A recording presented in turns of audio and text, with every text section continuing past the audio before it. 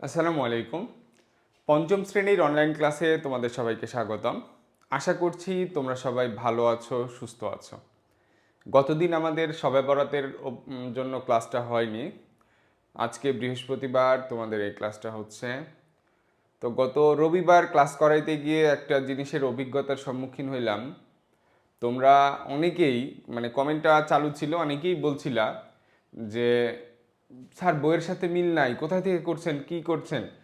আচ্ছা, আমাকে তোমরা হয়তো সবেমাত্র ক্লাস 5-এ উঠলে তো চেনো না, শুধু ভর্তিই হইছো। আমার কয়েক বছরের যদি ভিডিও বা কয়েক বছরের ক্লাসগুলো বা থিমগুলো যদি দেখো বা অ্যানালাইসিস করো, তাহলে বুঝতে পারবা যে আমরা কি করি। আমরা বাবা তোমাদেরকে বেসিক ধরে ধরে করাই, নিয়ম ধরে ধরে করাই, বইয়ের লাইন বাই লাইন অঙ্ক খুব কম করাই। তো গতদিন আমি বুঝলাম যে তোমাদের এখনো অনেক কিছু বুঝার বাকি আছে, মানে রিয়েলাইজ করার বাকি আছে অনেক কিছু। তোমরা যদি লাইন বাই লাইন বা বইয়ের অঙ্কগুলো নিয়েই বেশি মাথা ব্যথা করো, বা আমি যদি 1 2 3 4 করে করেই করাই, গাইডও আছে, গাইড দেখে করলেই হবে। আমি বলছি না যে আমি বইয়ের অঙ্ক করাবো না, হ্যাঁ করাবো, অবশ্যই করাবো, বইয়ের প্রত্যেকটা অঙ্কও করাবো। কিন্তু আমাকে আগে বুঝতে হবে, আর বুঝতে গেলে বইয়ের লাইন বাই লাইন বা বইয়ের অঙ্ক বাই অঙ্ক করতে গেলে তোমরা বুঝতে পারবে না। বইয়ে নিয়ম দেখবা যে 2 নম্বরে এক নিয়ম, ওই একই নিয়মের অঙ্ক 10 নম্বরে আছে। তো আমি করি কি 2 নাম্বার 10 নাম্বার একসাথেই করাই, তাহলে আমাদের জন্য সুবিধা হয়, একই নিয়মের অঙ্কগুলো একসাথে করাই। আর গতদিন সরল করিয়েছি, সরল বই বের করে দেখো সরল কিরকম করে দেওয়া আছে, আর আমি কিভাবে করিয়েছি। না পুরাতন বই না নতুন বই, কোনো বইয়ের সাথে মিল পাবা না। আমি করিয়েছি একদম ধারাবাহিকভাবে, প্রথমে ছোট সংখ্যা, আস্তে আস্তে আস্তে আস্তে বড় সংখ্যার দিকে গেছি। তাহলে এই জিনিসগুলো তোমাদেরকে বুঝতে হবে, বুঝে ক্লাসটা করতে হবে, না বুঝে ক্লাস করলে সমস্যা। তো আজকে দেখো তোমাদের তোমাদের আশা পূরণ করা, তোমাদের ইচ্ছা পূরণ করার জন্য এই যে খেয়াল করো আমরা কি করছি। আমরা হইলো 29 পৃষ্ঠা বইয়ের অঙ্কগুলো করাবো।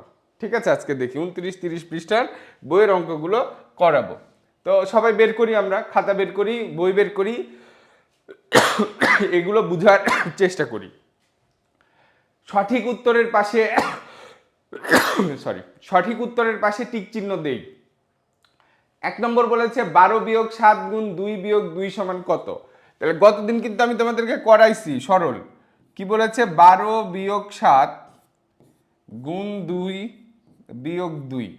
তাহলে আমি গতদিন সরলে কি বলেছিলাম, সবার প্রথমে কি করতে হবে আমাদের, ব্র্যাকেটের ভেতরের কাজ আগে করতে হবে। তো ব্র্যাকেটের ভেতরে আছে 12 বিয়োগ 7 মানে কত 5 গুণ 2 বিয়োগ 2। এবার আমি কিসের কাজ আগে করব, এখানে গুণ আছে বিয়োগ আছে, কার কাজ আগে করব, গুণের কাজ। তার মানে 5 আর 2 গুণ করলে কত হবে 10 বিয়োগ 2 সমান, তাহলে কত হইলো 8। তাহলে এই যে আমার খ নম্বর উত্তর হইলো কি 8। খ নম্বর উত্তর কি 8, ইজিলি। ওকে, কয়টি 50 টাকার নোট মিলে 2000 টাকা হবে। কয়টি 50 টাকার নোট মিলে কত হবে 2000 টাকা হবে। 50 টাকার নোট কয়টি, 50 টাকার নোট, ভালো করে খেয়াল করো। এইখানে মোট টাকা ভাগ একটি নোটের টাকা, অথবা আমি যদি ছোট হিসাব করি যে কয়টি 50 টাকাতে 100 টাকা হয়, তাহলে তো বলতে পারবো যে 2টা 50 টাকাতে 100 টাকা হয়। তাহলে 2 আসলো কি করে, যোগ করে বিয়োগ করে গুণ করে ভাগ করে, কি করে আসলো 2। আমি যদি এখানে এখানে 2000 টাকার বদলে যদি 100 টাকা বলতাম, যে কয়টি 50 টাকার নোটে 100 টাকা হয়, তাহলে আমরা মুখে মুখেই বলে ফেলতে পারতাম 2টি 50 টাকার নোটে 100 টাকা হয়। তাহলে এই 2টা আসে কোথায় থেকে, এই 2টা আসে কোথায় থেকে। তো এটার নিয়ম হইলো আমার বানাইতে হবে কয় টাকা, এটার নিয়ম হলো কি বানাইতে হবে কয় টাকা 100 টাকা। কয় টাকার নোট দিয়ে বানাবো, সেই টাকা দিয়ে ভাগ করব। কয় টাকার নোট দিয়ে বানাবো, আমি যদি 50 টাকার নোট দিয়ে বানাই তাহলে লাগবে কত 2টি। আমি যদি 100 টাকা যদি আমি 20 টাকার নোট দিয়ে বানাই তাহলে কয়টা নোট লাগবে 5টি। আমি যদি 100 টাকাকে আমি যদি 10 টাকার নোট দিয়ে বানাই তাহলে কয়টা নোট লাগবে 10টি। বুঝছো, তাহলে আমার বানাইতে হবে কয় টাকা, কয় টাকার নোট দিয়ে বানাইতে হবে 100 টাকা, কয় টাকার নোট দিয়ে 50 টাকার নোট দিয়ে। তার মানে 100 ভাগ 50 করব। বানাইতে হবে কয় টাকা 100 টাকা, কয় টাকার নোট দিয়ে 20 টাকার নোট দিয়ে। বানাইতে হবে 100 টাকা, কয় টাকার নোট দিয়ে 10 টাকার নোট দিয়ে। ক্লিয়ার। তা আমাদের তো এত ছোট সংখ্যা দেয়নি, কি বলেছে আমাদেরকে 2000 টাকা বানাইতে হবে। কয় টাকা বানাইতে হবে? 2000 টাকা বানাইতে হবে। তাহলে বানাইতে হবে কয় টাকা? বানাইতে হবে 2000 টাকা। কয় টাকার নোট দিয়ে? কয় টাকার নোট দিয়ে সেটা দিয়ে ভাগ করব। তাহলে আমি পাচ্ছি কত? 40। ভাগ করে দেখো কত হয়? 40 হয়। ভাগ করে কত হবে? 40। 40, তাহলে উত্তর কত? 40টি। উত্তর কত? 40টি। তাহলে আবারও আমি বললাম কয় টাকা বানাইতে হবে? 2000 টাকা। কয় টাকার নোট দিয়ে? 50 টাকার নোট দিয়ে। তাহলে 2000কে 50 দিয়ে ভাগ করো। ক্লিয়ার? ওকে। তারপরে খেয়াল করি, জামিল 32 টাকা দিয়ে 4টি কলম কিনলো। 15টি কলম কেনার জন্য তার কত টাকা লাগবে? এখানে 32 টাকা দিয়ে কয়টা কলম কিনছে? 4টা কলম কিনছে। তাহলে একটা কলমের দাম কত? ঐকিক নিয়মের অঙ্ক। তার মানে 4টা কলমের দাম আমরা বের করব এভাবে। এটা কিভাবে বের করব? এভাবে। খেয়াল করি যে 4টি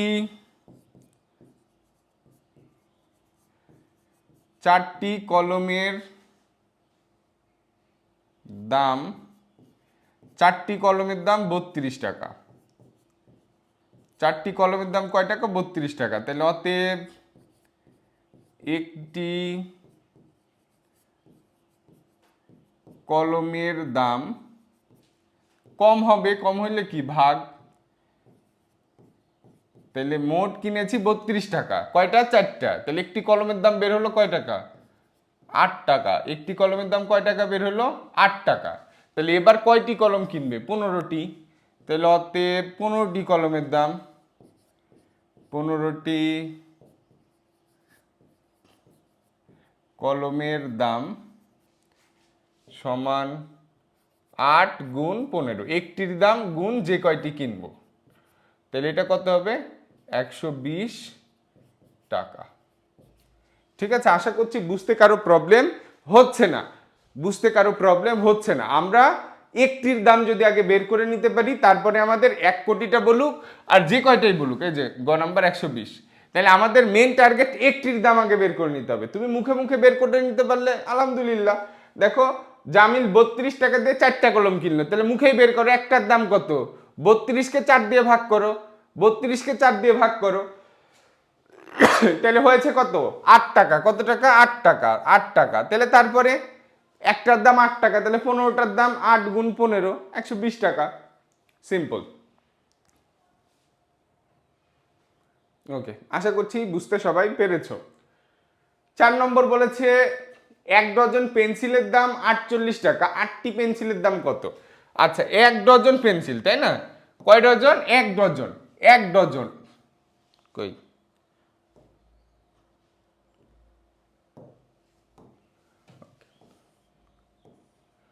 1 ডজন। 1 ডজন মানে কি? 1 ডজন মানে 12টি। 1 ডজন মানে কি? 12টি। তাহলে 12টি পেন্সিলের দাম 48 টাকা। এখনই করলাম। 12টি পেন্সিলের দাম 48 টাকা। তাহলে একটার দাম কত?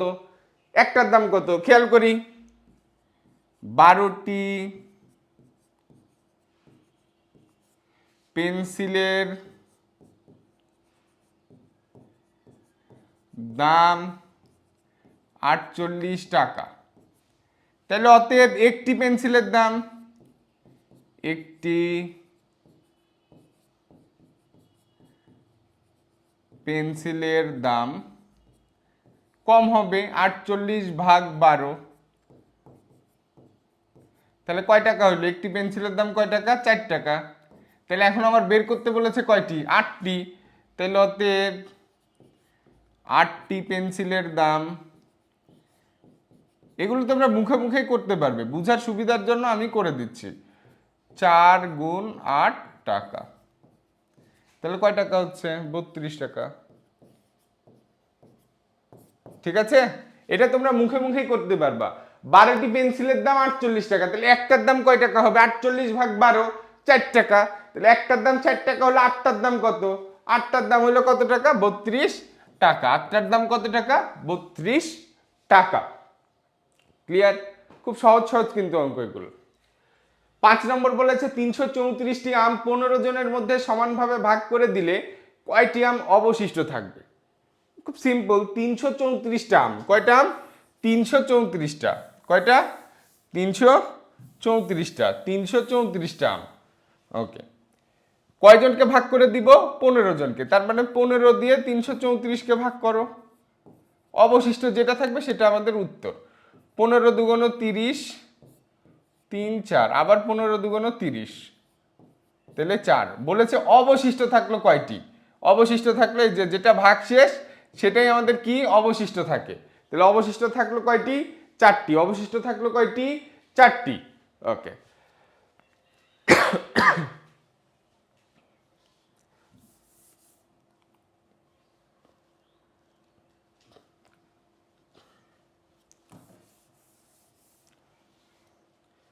6 নাম্বার কি বলেছে? মাতার বয়স কন্যার বয়সের 3 গুণ।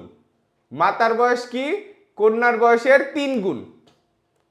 ভালো করে খেয়াল করো, মায়ের বয়স কন্যার বয়সের 3 গুণ। কন্যার বয়স 15 বছর, 10 বছর পর মাতার বয়স কত হবে? খেয়াল করি, কন্যার বয়স 15 বছর, মাতার বয়স কন্যার বয়সের 3 গুণ। তাহলে খেয়াল করো, দেখো দেওয়া আছে, আমি একটু বড় করে করাই দিই তোমাদের জন্য সুবিধা হবে বুঝতে। দেওয়া আছে, প্রথমে লিখলাম কন্যার বয়স, কন্যার বয়স 15 বছর। এখানে বছর দিয়েছে, আমার নিচে বছর, মানে এই বছরের বইয়ে কিছু উল্টাপাল্টা কাজ করেছে। ওকে, এবং মাতার বয়স কি? এবং মাতার বয়স সমান কন্যার বয়সের 3 গুণ। কন্যার বয়সের 3 গুণ। মাতার বয়স সমান কি? কন্যার বয়সের 3 গুণ। মাতার বয়স সমান কন্যার বয়সের 3 গুণ। কন্যার বয়স কত? 15। 15-র সাথে 3 গুণ। কন্যার বয়সের 3 গুণ, তাহলে 15-র সাথে 3 গুণ, তাই না? 15-এর 3 গুণ, অথবা কি এটাকে আমরা লিখি 15-এর 3 গুণ। 15-এর 3 গুণ, তাহলে 15-এর 3 গুণ কত? 15 গুণ 3 বছর।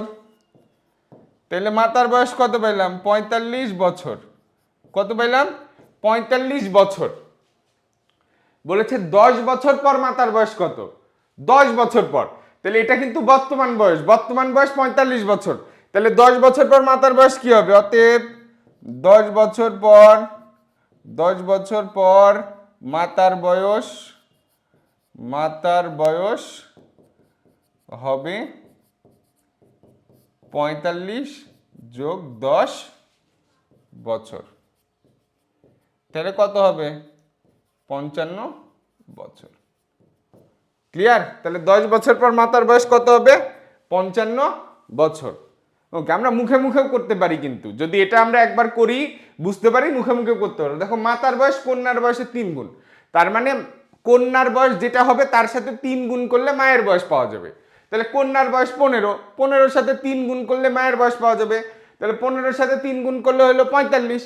তাহলে মাতার বয়স হলো 45, কিন্তু আমাদের বলেছে 10 বছর পর মাতার বয়স কত। তাহলে 45-এর সাথে 10 যোগ করব। 45-এর সাথে কি করব? 10 আমরা যোগ করব। ক্লিয়ার? সবাই করো ভালো করে।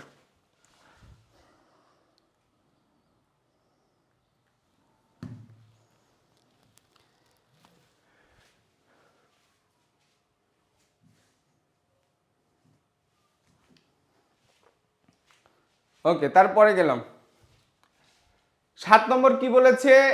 দেখো, এখানে মিডিলে একটা হয়তো সম্পর্ক প্রতীক বসাইতে হবে। দুই সাইডে দুইটা গাণিতিক রাশি আছে, তো গাণিতিক বাক্যটির ফাঁকা ঘরে নিম্নের কোন প্রতীকটি বসবে?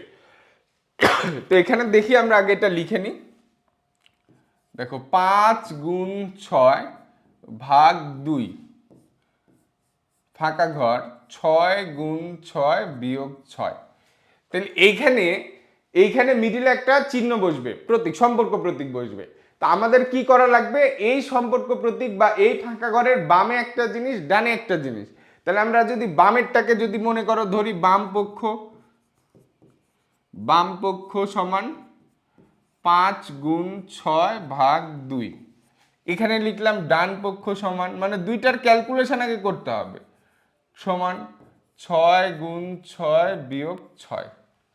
তাহলে এখানে কি হলো, আগে কিসের কাজ করতে হবে আমাদের, কিসের কাজ আগে করব, এখানে গুণ আছে ভাগ আছে, কিসের কাজ আগে করব, ভাগের কাজ আগে করব।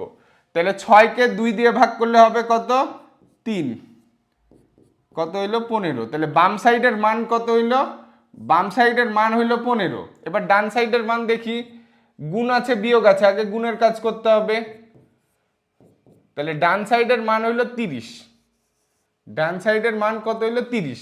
তার মানে আমরা বলতে পারছি বামে ছোট্ট ডানে বড়, ডান দিকে বড় ডান দিকে বড়। তাহলে ডান দিকে বড় হইলে ডান দিকে হা করে থাকবে, তাহলে ডানে হা করে যেটা থাকবে সেটা উত্তর। দেখো ক নাম্বার, ডানে হা করে যেটা থাকবে সেটা উত্তর।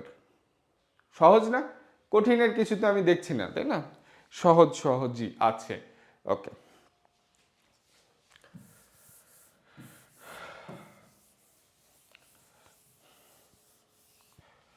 তারপরে খেয়াল করি খোলা বাক্যের উদাহরণ নিচের কোনটি। তো খোলা বাক্য মানে কি, খোলা বাক্যে বিশেষ প্রতীক বা অক্ষর প্রতীক থাকবে। খোলা বাক্যে কি থাকবে, খোলা বাক্যে কি থাকবে, খোলা বাক্যে বিশেষ প্রতীক বা অক্ষর প্রতীক থাকবে, বা অক্ষর প্রতীক থাকবে। অজানা রাশি থাকবে যার মান নির্ণয় করতে হয়, অথবা যার মান জানা নাই, অজানা রাশি থাকবে। অথবা কি থাকবে, অথবা কি থাকবে, অজানা প্রতীক বা রাশি থাকবে, অজানা প্রতীক। তো এখানে খেয়াল করো বিশেষ প্রতীক কোনগুলো, বিশেষ প্রতীক হইলো এই যে ফাঁকা ঘর, এই যে ত্রিভুজ, বৃত্ত, এগুলো থাকবে, এগুলো হইলো বিশেষ প্রতীক। অক্ষর প্রতীক কোনগুলো, অক্ষর প্রতীক মানে অক্ষর, লেটার, এই যে ক খ মানে বর্ণ, এ বি, এগুলো এ বি, ঠিক আছে। এই যে মনে করো আলিফও থাকতে পারে, ধর্মের এটা বাদ দিই, ঠিক আছে। তো অক্ষর প্রতীক মানে অক্ষর, যে কোনো ভাষার অক্ষর থাকতে পারে। বিশেষ প্রতীক মানে এই যে ফাঁকা ঘর, ত্রিভুজ, চতুর্ভুজ, বৃত্ত, বর্গ, এই টাইপ জিনিস থাকবে। ক্লিয়ার? ওকে, তাহলে এখানে কি দেখো খ নাম্বারে আছে ক × 4 = 16। তাহলে ক একটা হলো অক্ষর প্রতীক, তার জন্য এটা কি খোলা বাক্যের উদাহরণ। ওকে, 2 নাম্বার দেখি, 2 নাম্বার। তাহলে 1 নাম্বারে কারো কোনো সমস্যা থাকার কথা না, ঠিক আছে, 1 নাম্বারে কারো কোনো সমস্যা থাকার কথা না। এবার 2 নম্বরে যাই। ক সংখ্যক টেনিস বল এবং 4টি ক্রিকেট ব্যাটের মূল্য একত্রে খ টাকা। কি বলেছে, ক সংখ্যক টেনিস বল এবং 4টি ক্রিকেট ব্যাটের মূল্য একত্রে খ টাকা। একটি টেনিস বলের মূল্য 26 টাকা এবং একটি ক্রিকেট ব্যাটের মূল্য কত টাকা, 180 টাকা। তাহলে এই অঙ্কটা করার আগে আমরা একটু রাফ করে নিই, তাহলে তোমাদের বুঝতে সুবিধা হবে। তো এখানে কিনেছে কি, টেনিস বল প্লাস ব্যাট, এই দুইটা কিনেছে, টেনিস বল আর ক্রিকেট ব্যাট মানে ব্যাট, দুইটা কিনে মোট কত টাকা খরচ হয়েছে, খ টাকা। মোট কয় টাকা লেগেছে, খ টাকা, দুইটা কিনতে। এখন টেনিস বল, কয়টা টেনিস বল কিনেছে, ক সংখ্যক টেনিস বল কিনেছে, ক সংখ্যক। একটা টেনিস বলের মূল্য কত, একটা টেনিস বলের মূল্য কত, একটি টেনিস বলের মূল্য, একটি টেনিস বলের মূল্য দেওয়া আছে কয় টাকা, 26 টাকা। কয় টাকা, 26 টাকা। তাইলে অতএব কয়টা টেনিস বল কিনেছে, এগুলো আগে বুঝে নাও তারপরে করো। টেনিস বলের মূল্য দেখো, এখানে কথা হইলো আমরা যদি একটির মূল্য জানি, তাহলে যে কয়টা কিনেছে একটির দামের সাথে সেটা গুণ করলেই আমরা মোট মূল্য পেয়ে যাই। এখন এইখানে যদি 5টি টেনিস বল কিনতো, তাহলে 26-এর সাথে কত গুণ হইতো, 5। এখানে যদি 15টি টেনিস বল কিনতো তাহলে 26-এর সাথে কত গুণ হইতো 15। তারপরে খেয়াল করি একটু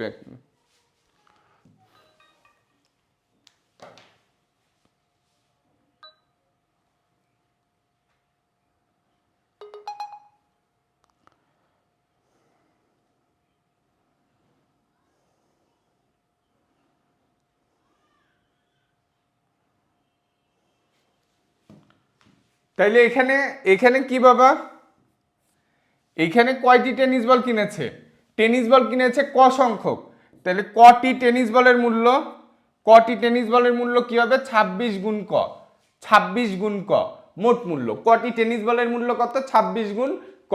তাহলে এখানে আমরা টেনিস বলের মূল্য কত পেলাম? 26 গুণ ক, 26 গুণ ক যোগ, এবার ব্যাটের মূল্য দেখি, 4টি ক্রিকেট ব্যাটের মূল্য, তাই না? একটি ক্রিকেট ব্যাটের মূল্য কত? 180। একটি ক্রিকেট ব্যাটের মূল্য কত? 180। তাহলে কয়টা ক্রিকেট ব্যাট কিনেছে? 4টা। তাহলে 4 দিয়ে গুণ, তাহলে মোট কত হচ্ছে? হচ্ছে কত? খ টাকা।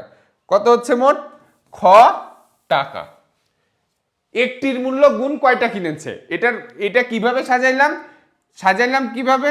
একটির মূল্য গুণ কয়টা কিনেছে, একটির মূল্য গুণ কয়টি কিনেছে, কয়টি কিনেছে, এইভাবে আমরা মোট মূল্য বের করি। টেনিস বলের মূল্য, একটির মূল্য 26, কিনেছে কয়টি? কটি ব্যাট, একটির মূল্য 180, কিনেছে কয়টি? 4টি। তাহলে সমান হইল মোট মূল্য। বুঝাইতে সক্ষম হয়েছি আশা করছি। ওকে, তাহলে এখানে 1 নম্বরে এবার কি বলেছে? ক এবং খ এর সম্পর্ক একটি গাণিতিক প্রতীকের মাধ্যমে দেখাও। কিছুই না, ক এবং খ এর সম্পর্ক এই যে আমরা সেকেন্ড যে লাইনটা লিখলাম এটাই। এই যে দেখো, লিখব ক এবং খ এর সম্পর্ক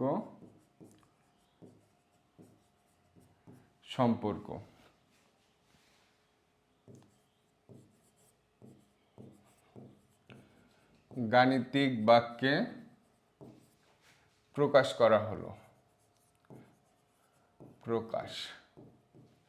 তাহলে কি আমরা ক সংখ্যক টেনিস বল, তাই না? ক সংখ্যক টেনিস বল কিনেছে, ক সংখ্যক টেনিস বল। একটি টেনিস বলের মূল্য 26 টাকা। একটি টেনিস বলের মূল্য কয় টাকা? 26 টাকা। কিনেছে কয়টা টেনিস বল? ক সংখ্যক। যোগ 4টি ক্রিকেট ব্যাটের মূল্য, একটি ক্রিকেটের ব্যাটের মূল্য 80 টাকা, 180 গুণ কয়টা কিনেছে?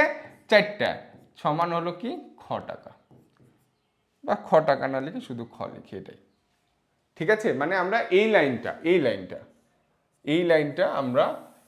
এই লাইনটা থেকে সম্পর্ক নিচ্ছি। ক সংখ্যক টেনিস বল এবং 4টি ক্রিকেট ব্যাটের মূল্য একত্রে খ টাকা। ক সংখ্যক টেনিস বলের দাম কত? একটা টেনিস বলের দাম 26 টাকা, তাহলে ক সংখ্যকের দাম 26 গুণ ক, একটির মূল্য গুণ কয়টি কিনেছে। ওকে, যোগ এবার ব্যাটের মূল্য, একটা ব্যাটের মূল্য 180 টাকা, কিনেছে 4টা ব্যাট, ইকুয়াল কত? খ। ক্লিয়ার? ইকুয়াল কত? খ। এটা হলো আমাদের 1 নম্বরের উত্তর। 2 নম্বর কি বলেছে? খ এর মান নির্ণয় করো যখন ক সমান 8। তো লিখবো যে 1 হতে পাই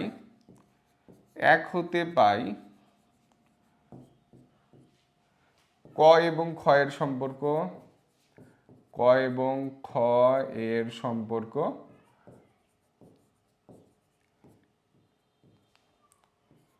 26 গুণ ক যোগ 180 গুণ 4।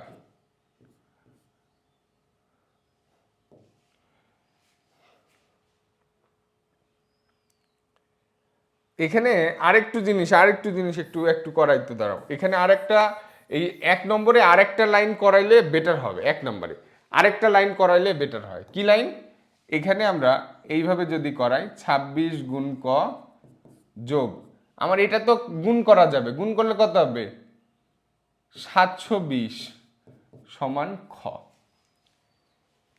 এটা হলো আমার মূল উত্তর। ঠিক আছে, এটা হলো আমার মূল উত্তর। ক এবং খ এর সম্পর্ক, এটা হলো আমার উত্তর। ঠিক আছে, ক এবং খ এর সম্পর্ক এইটা। আমরা তো এটা গুণ করতে পারছি, তাহলে গুণটা করেই দিই। গুণ করে যেটা হবে সেটা লিখব, শেষ। ঠিক আছে। ওকে, তাহলে এটা হইলো আমাদের কি, আমার ক আর খ এর সম্পর্ক কি হলো, 26 গুণ ক যোগ 720 সমান খ। ওকে, খ এর মান নির্ণয় করো যখন ক সমান 8। ওকে, এখানে 2 নাম্বার করি আমরা। ওকে, 1 হতে পাই 26 গুণ ক যোগ 720 সমান খ। ঠিক আছে, এখন ক সমান 8 হলে, ক সমান 8 হইলে মানে ক এর পরিবর্তে 8 বসাইলে, তো যেখানে ক আছে তার পরিবর্তে কি বসাবো, 8 বসাবো। 8, এই যে এখানে ক এর পরিবর্তে আমরা কি বসালাম, 8 বসালাম। ঠিক আছে, ওকে, তাহলে এখন যদি আমরা ক্যালকুলেশন করি, আর আরেকটা জিনিস, যখন আমাদের দুই পাশেই কিছু থাকে এবং দুই পাশের ক্যালকুলেশন করতে হয়, মাঝখানে সমান চিহ্নটা থাকে, তখন সেটাকে আমরা কি দিয়ে ক্যালকুলেশন করি, এইখানে আমরা সমান দিই না, কি দিই, বা দিই। কি দিই, বা। তাহলে মিডিলে যখন সমান চিহ্নটা থাকে এবং দুই সাইডেই হয়তো কাজ করতে হয়, মিডিলে সমান চিহ্ন আছে, দুই সাইডেই কাজ করতে হয়, তো আমরা বাম সাইডে কি লিখবো, বা, সমান লিখবো না।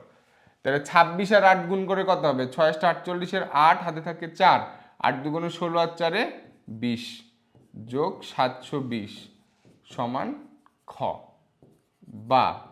তাহলে এটা কত হইলো, 928 সমান খ। তাহলে অতএব খ সমান কত পেলাম, 928। খ সমান কত পেলাম, 928। ঠিক আছে,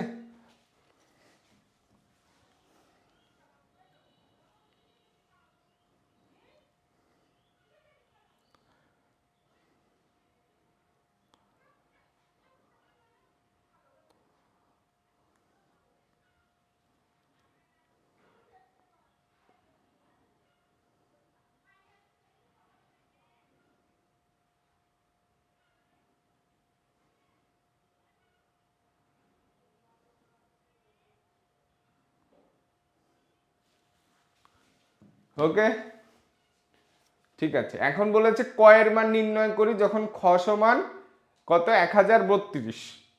ক এর মান নির্ণয় করি যখন খ সমান 1032। তাহলে 3 নম্বরে গিয়ে আবার লিখবো যে 1 হতে পাই মানে ক আর খ এর যে সম্পর্ক, সেই সম্পর্কটা আবার লিখবো। দেখো 26 গুণ ক, 26 গুণ ক,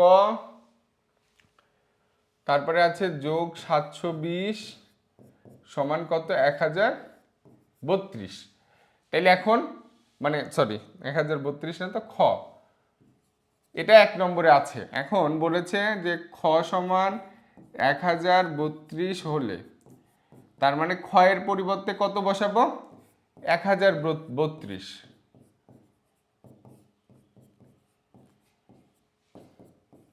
এগুলো কিন্তু 29 30 পৃষ্ঠাতে আছে। তাহলে এখানে খেয়াল করি, আমরা বাম সাইডে লিখব কি, বা।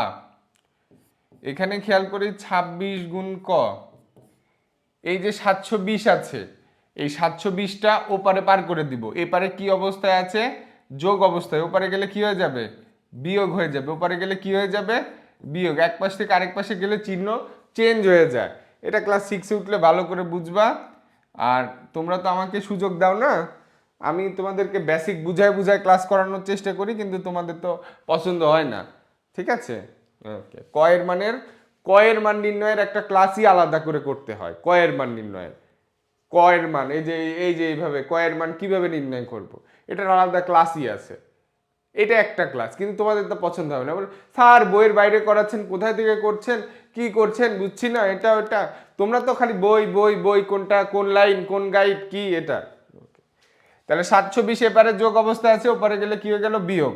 তাহলে এখানে 26 গুণ ক সমান কত হয়, এখানে খেয়াল করি 720, 1032 থেকে 720 বাদ দাও, 720 2 1 3 312, তাহলে কত হচ্ছে 312। এবার খেয়াল করি, এই যে 26 গুণ ক, ক এর মান বের করতে হবে। 26 এপারে গুণ অবস্থায় আছে, ওপরে গেলে কি হয়ে যাবে, ভাগ হয়ে যাবে। কি হবে, ভাগ। তাহলে অতএব ক সমান কয়বার যাচ্ছে দেখো তো, 26 দিয়ে 7 বার, 8 বার, 10 বার, 12 বার যাচ্ছে। ঠিক আছে, ক সমান কত হইল? 12। ওকে,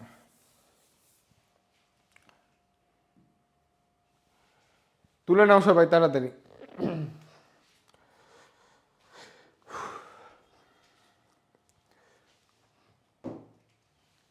সবাই তুলে নাও তাড়াতাড়ি বাবা।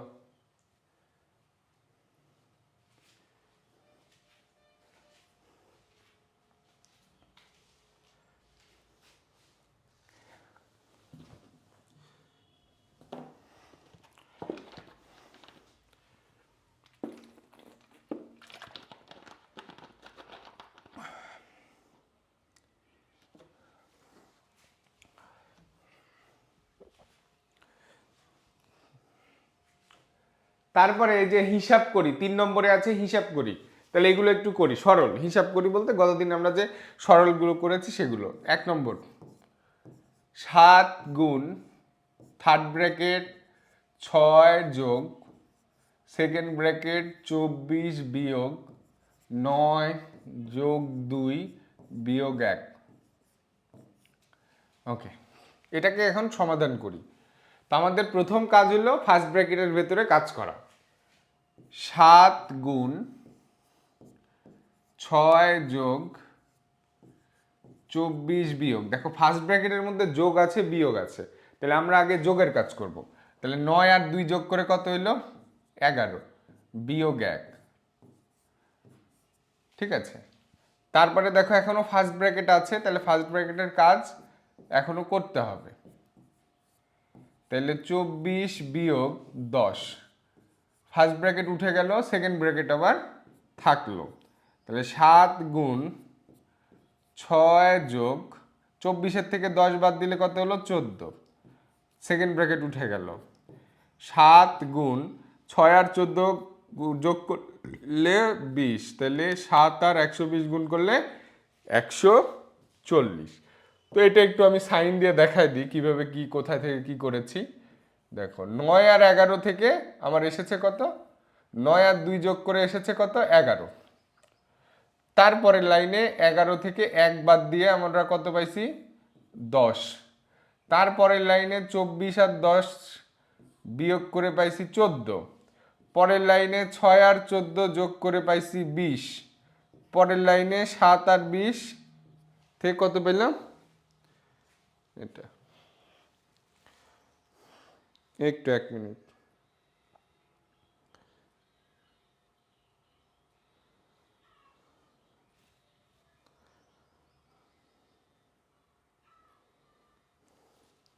হ্যালো,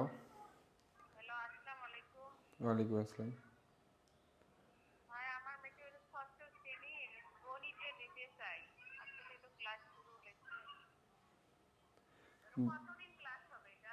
যতদিন বই শেষ না হয় ততদিন ওইটার ক্লাস হবে।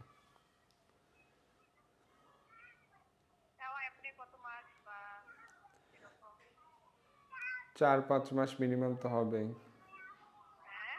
4 থেকে 5 মাস মিনিমাম তো হবেই।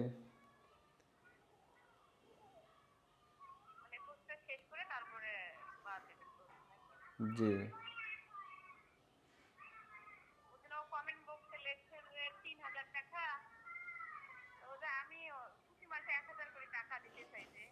$2290 কোর্স ফি, 3000 না, 2290। জি জি।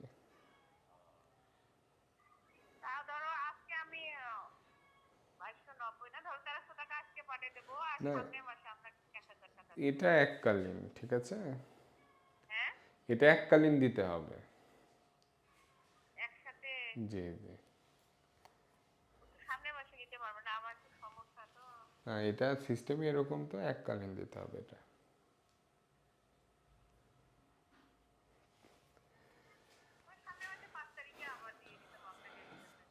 না, এটা এককালীন। ঠিক আছে, আমি ক্লাস নিচ্ছি, তো আমি ক্লাস শেষে আপনাকে দরকার হলে ব্যাক করছি। ঠিক আছে।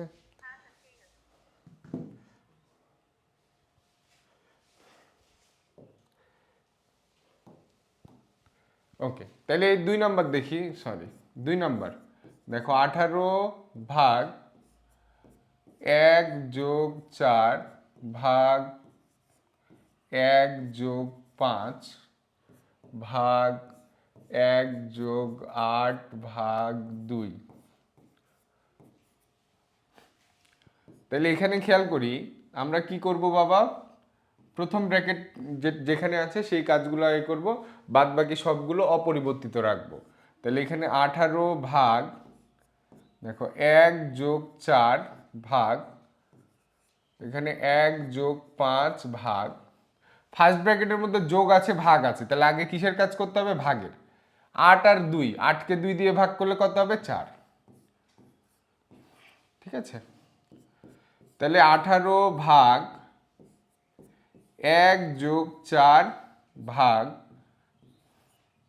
1 আর 1 যোগ 5 ভাগ, এবার ফার্স্ট ব্র্যাকেটে 1 আর 4 যোগ করে কত হলো, 5।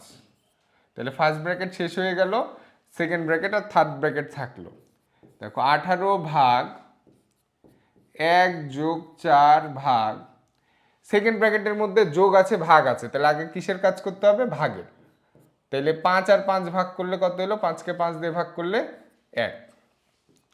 তাহলে 18 ভাগ থার্ড ব্র্যাকেট 1 যোগ 4 ভাগ 1 আর 1 যোগ করলে 2, সেকেন্ড ব্র্যাকেট শেষ। দেখো 18 ভাগ যোগ আছে ভাগ আছে, তাহলে আগে কার কাজ করব, ভাগের। 1 যোগ 2, তাহলে এখানে 18 ভাগ 3 সমান কত, 6। আশা করছি তোমরা এটা বুঝতে পারবে কোন স্টেপ থেকে কোন স্টেপ করলাম, অথবা যাদের সমস্যা হবে, যারা বুঝতে পারবে না বা একটু প্রবলেম, তারা কি করবা, দাগ দিয়ে দিয়ে এগুলো করবা। ঠিক আছে,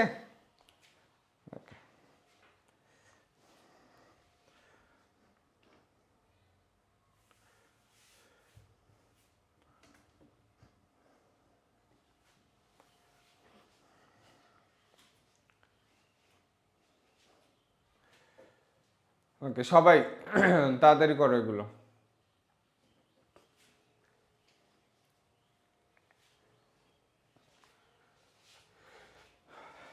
তারপরে আরেকটা আছে 2 নাম্বার, আশা করছি সবার উঠানো হয়েছে।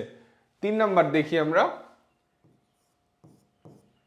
111 বিয়োগ থার্ড ব্র্যাকেট 8 ভাগ 23 বিয়োগ 16 যোগ 4 বিয়োগ 5। তাইলে এখানে হইল 111 বিয়োগ 8 ভাগ 23 বিয়োগ, তো ফার্স্ট ব্র্যাকেটের মধ্যে যোগ আছে বিয়োগ আছে, আগে কাজ করব যোগের। 16 আর 4 যোগ করে হবে 20 বিয়োগ 5। তাহলে 111 বিয়োগ 8 ভাগ 23 বিয়োগ কত হইল, 15। তাহলে 111 বিয়োগ 8 ভাগ 23 থেকে 15 বাদ দিলে কত হবে, 5 3 8।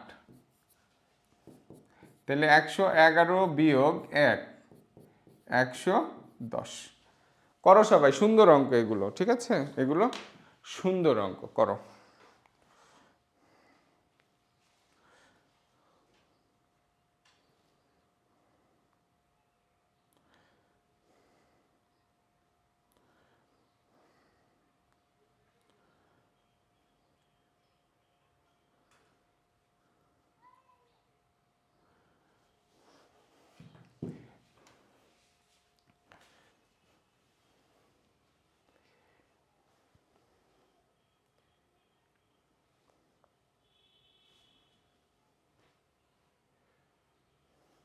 হয়েছে এটা, ওকে এটা হয়েছে।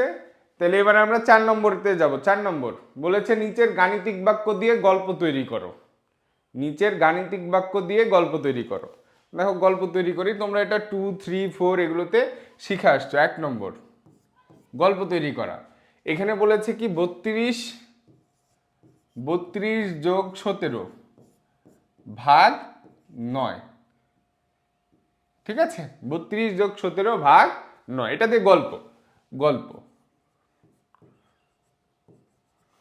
গল্পটা কি বাবা, কি হবে, দুইটা সংখ্যা আগে যোগ হবে, এরকম একটা গল্প করতে হবে যে দুইটা সংখ্যা যেন যোগ হয়, তারপর সেটাকে যেন 9 দিয়ে ভাগ করা যায়। তাহলে কিরকম গল্প আমরা দেখি।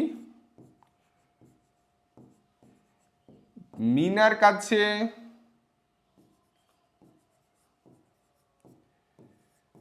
32টি লিচু ও রাজুর কাছে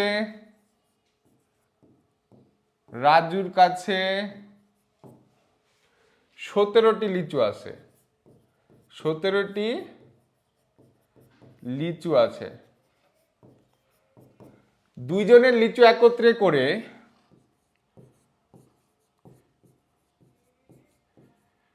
দুইজনের লিচু একত্র করে 9 জনকে সমানভাবে ভাগ করে দিলে 9 জনকে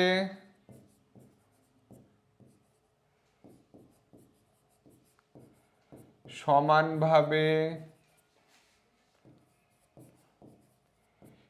ভাগ করে দিলে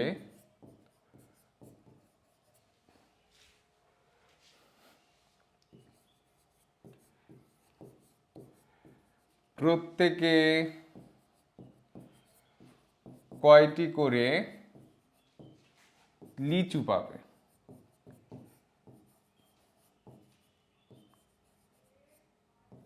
এখন এটা তুমি লিচু না দিয়ে তুমি হয়তো টাকা দিতে পারো, যে মিনার কাছে 32 টাকা আছে, রাজুর কাছে 17 টাকা আছে, দুইজনের টাকা একত্রে করে 9 জনকে সমানভাবে ভাগ করে দিলে প্রত্যেকে কত টাকা করে পাবে। লিচু না দিয়ে টাকা দেওয়াটাই মনে হয় আর একটু বেটার হবে, ঠিক আছে। কারণ হইলো যে এখানে যেহেতু আমাদের 32 আর 17 49 হবে, 49কে 9 দিয়ে তো ভাগ করা সরাসরি যায় না, তাই না। তাহলে আমাদের টাকা, লিচু না দিয়ে টাকা দিতে পারো, টাকা দিলে বেশি গ্রহণযোগ্য হবে, ঠিক আছে। তাহলে তোমরা এরপরে লিচু না দিয়ে কি দিবা, টাকা দিবা। এর পরবর্তীতে লিচু না দিয়ে কি দিবা, টাকা দিবা, ঠিক আছে। ওকে,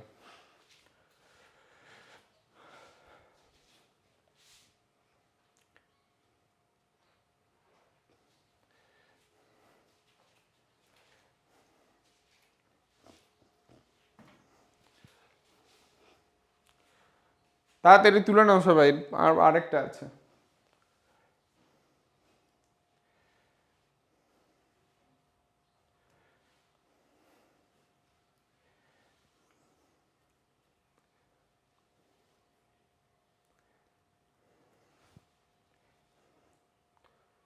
ওকে, এবার 2 নাম্বারটা দেখি। 2 নাম্বার 800 থেকে বিয়োগ করা লাগবে।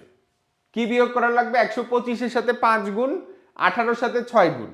দেখো আমি একটু সাজাই, তাহলে তোমরা বুঝতে পারবে। ওকে, দেখো 125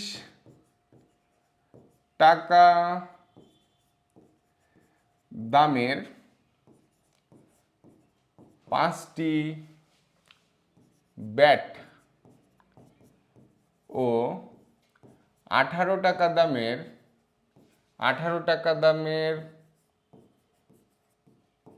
6টি বল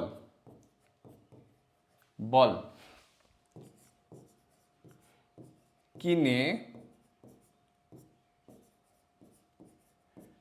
দোকানদারকে 800 টাকা দিলে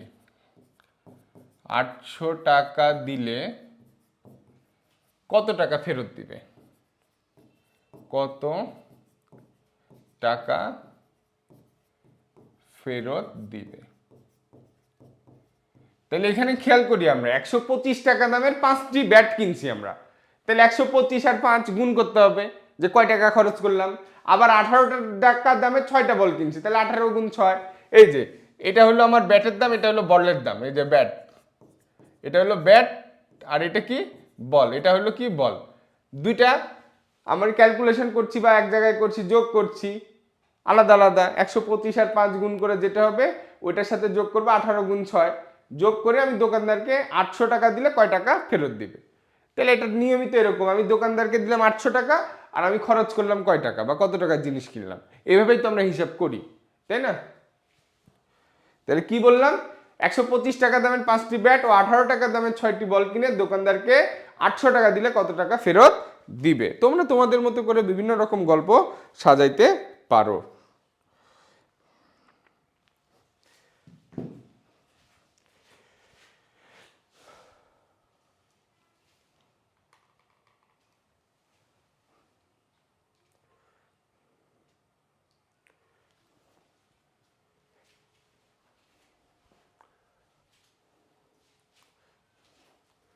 তারপরে 5 নম্বর,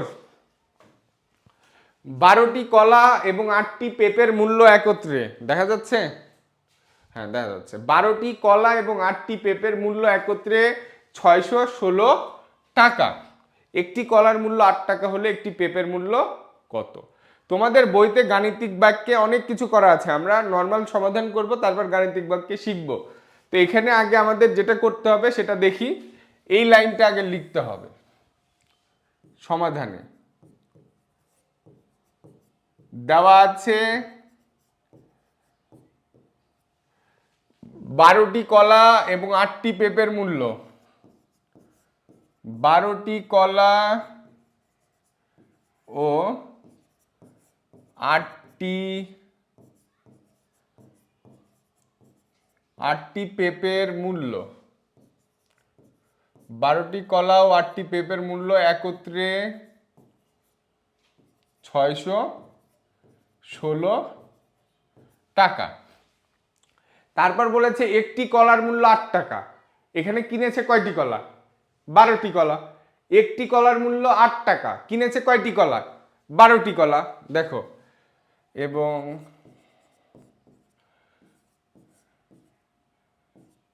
একটি কলার মূল্য কয় টাকা? 8 টাকা। কয় টাকা? 8 টাকা। কিন্তু কিনেছে উপরে কয়টি কলা? 12টি কলা দেখাচ্ছে। তাহলে আমরা 12টি কলার মূল্য বাদ বাদ মানে বের করব। তাহলে 12টি কলার মূল্য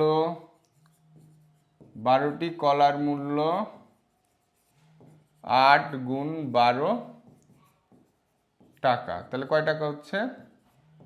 96 টাকা।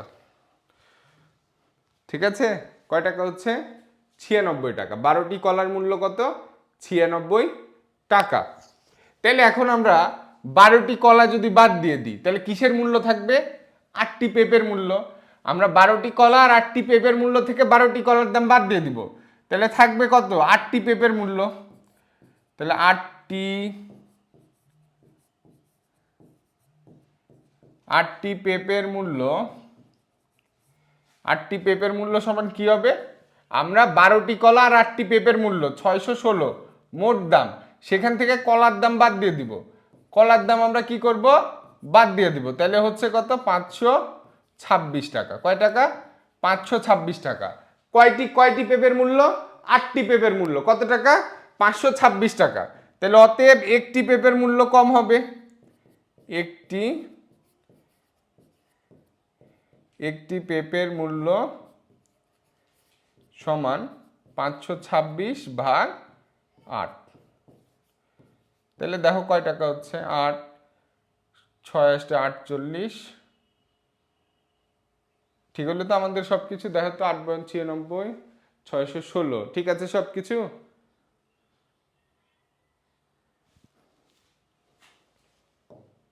দেখো এটা ভাগ করে দেখো কত হয় একটি পেঁপের মূল্য। 8 দিয়ে 526কে ভাগ দিব, 6 48, তাহলে 4 6, 5 40, তাহলে 6 দশমিক দিব 0, আর 7 56, 4 বাবা দশমিক আসবে, দশমিক তো তোমরা এখনো পাও নাই। কত হবে? 85.75 টাকা। 85 কত? 75 টাকা। খেয়াল করো, 85.75 টাকা। দশমিকটা বুঝাবো, ঠিক আছে? দশমিকটা আস্তে ধীরে বুঝাই দিব।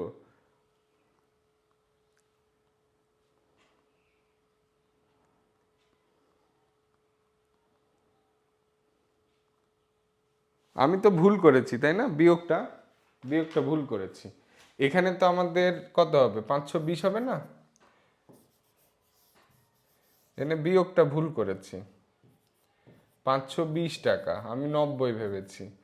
তাহলে এই 520কে 8 দিয়ে ভাগ করো, হ্যাঁ তাহলে এবার ঠিক আছে, কত হবে, 85 টাকা। ঠিক আছে, কত হবে, 85 টাকা। ভাগ করে দেখো, ঠিক আছে, তাহলে দশমিক আসবে না, আমি ভাগটা ভুল করেছিলাম, আমি বিয়োগটা ভুল করেছিলাম। 85 টাকা, ঠিক আছে।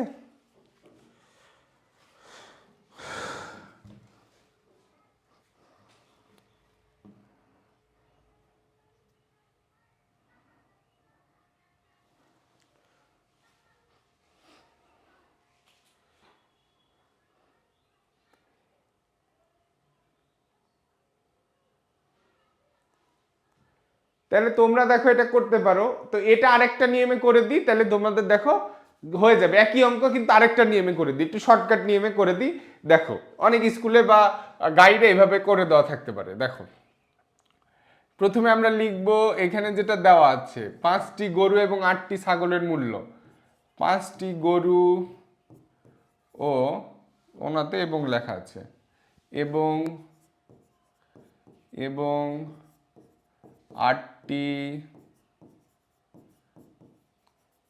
ছাগলের মূল্য, 5টি গরু এবং 8টি ছাগলের মূল্য একত্রে কত, 6,25,800 টাকা। মানে ছোট করে অঙ্ক করা যায়। এখন বলেছে একটি ছাগলের মূল্য 17,600, কিন্তু এখানে কয়টি ছাগল কিনেছে, 8টি ছাগল, তাহলে সরাসরি এখানে এভাবে লিখে দিব 8টি ছাগলের মূল্য, 8টি ছাগলের মূল্য। আচ্ছা এতক্ষণ আমরা কি শিখলাম, একটির মূল্য 17,600, এর সাথে যদি আমরা 8 গুণ করি তাহলে আমরা 8টির মূল্যই পেয়ে যাব, 8টি ছাগলের মূল্য। তাহলে সমান এটা 8টি ছাগলের মূল্যের দাম কত হচ্ছে, গুণ করো তো সবাই, 17,600 গুণ 8 কত হচ্ছে, দেখো 17,600 গুণ 8, 17,600 গুণ 8, 1,40,800 টাকা, তাই না, 1,40,000, 1,40,800 টাকা, 1,40,800 টাকা। তাহলে এটা যদি আমি বিয়োগ করে দিই, ওকে, তাহলে থাকবে কি, 5টি গরুর মূল্য, মানে আমি 8টি ছাগলের মূল্য বাদ দিয়ে দিচ্ছি, কিনেছে 5টি গরু 8টি ছাগল, 8টি ছাগলের দাম আমি বাদ দিয়ে দিচ্ছি, তাহলে থাকবে কি, 5টি গরুর মূল্য, শুধুমাত্র 5টি গরুর মূল্য, 5টি গরুর মূল্য কত হচ্ছে, বিয়োগ করে দেখো তো, এখানে 0,0,0,5,8,4, 4,85,000 টাকা। 5টি গরুর মূল্য কত হচ্ছে, 4,85,000 টাকা। বিয়োগ টিয়োগগুলো একটু তোমরা দেখে নিও, ঠিক আছে, 4,85,000 টাকা। এটাকে এখন কি করতে হবে, 5টি গরুর মূল্য 4,85,000 টাকা, তাহলে অতএব একটি গরুর মূল্য, অতএব একটি গরুর মূল্য, একটি গরুর মূল্য কম হবে, তাহলে 4,85,000 ভাগ 5, ভাগ করে যেটা পাবা সেটাই হলো একটি গরুর মূল্য। ঠিক আছে, তাহলে আশা করছি তোমাদের বই থেকে করানো আজকের অঙ্কগুলো তোমাদের ভালো লেগেছে। দেখা হবে পরবর্তী ক্লাসে। আজকে একটু সমস্যার কারণে ক্লাসগুলো ইউটিউবে হলো, আজকের ক্লাসটা আগামী দিন হয়তো আবার ফেসবুকে হবে ইনশাআল্লাহ। ঠিক আছে, সবাই ভালো থেকো, সুস্থ থেকো, এটা একটু তুলে নিও ক্লাসগুলো দেখে, রেকর্ড ক্লাস।